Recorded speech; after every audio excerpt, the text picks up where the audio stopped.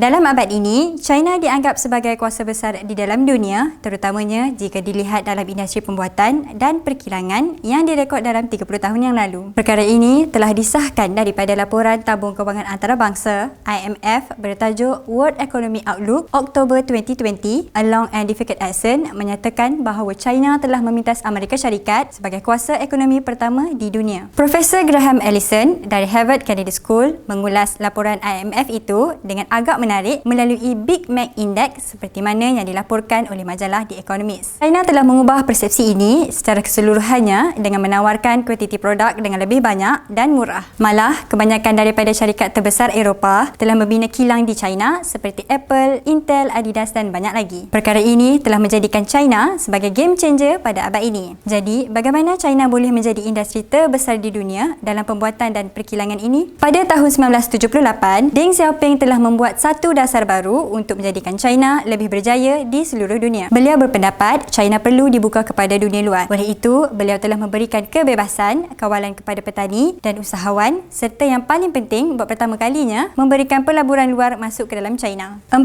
zon ekonomi telah dibuka dengan beberapa insentif cukai daripada kerajaan China. 4 zon yang dibuka ini adalah pasaran bebas di China dan terdapat satu zon yang sangat berkembang maju sehingga kini iaitu Shenzhen. Sebelum ini, Shenzhen hanyalah sebuah bandar kecil yang mempunyai sekitar 30,000 penduduk. Tetapi pada awal tahun 2020, populasi di bandar ini telah melebihi 12 juta penduduk selepas 30 tahun sehingga tahun 2021. China dengan populasi 1.38 bilion penduduk menjadikan tenaga pekerja adalah lebih banyak daripada pekerjaan itu sendiri, membolehkan upah atau gaji kekal rendah. Selain itu, majoriti penduduk China adalah daripada golongan pedalaman iaitu kelas pertengahan ke kelas miskin. Pada lewat abad ke-20, golongan ini telah berhijrah ke kawasan perindustrian dan menjadikan mereka sedia untuk bekerja dengan bayaran yang lebih murah. Namun, baru-baru ini China dikatakan telah meningkatkan gaji minimum di beberapa wilayah disebabkan kenaikan kos sara hidup berikutan pandemik COVID-19. Mengikut gaji minimum di Shanghai adalah sekitar 22 yuan per jam, manakala di Shenzhen sebanyak 20.3 yuan sejam. Berdasarkan sejarah,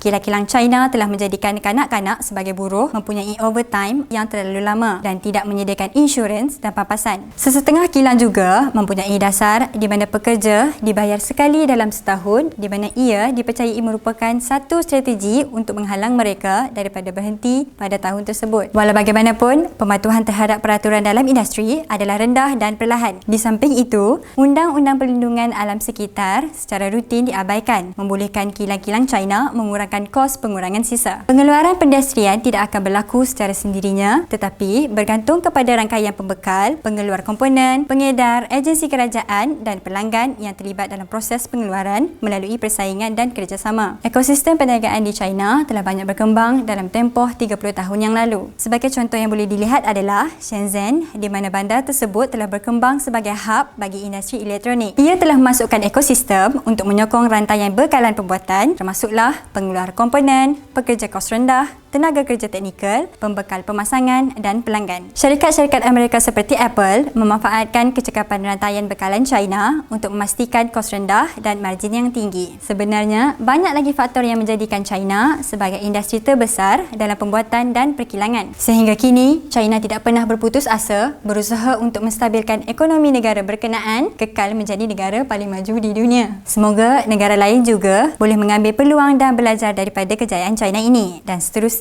menjadi pesaing di seluruh dunia. China, inspirasi dunia.